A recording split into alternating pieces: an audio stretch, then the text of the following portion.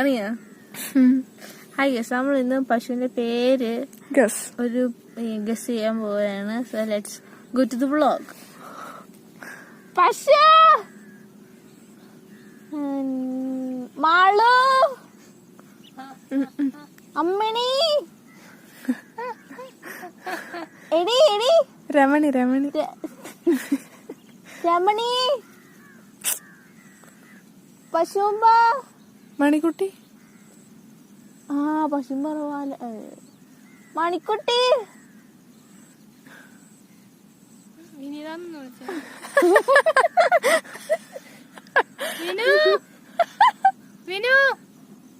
ചെവിയാട്ടുന്നുള്ളടി. വേറെ എന്തൊക്കെ പേരുള്ളത്?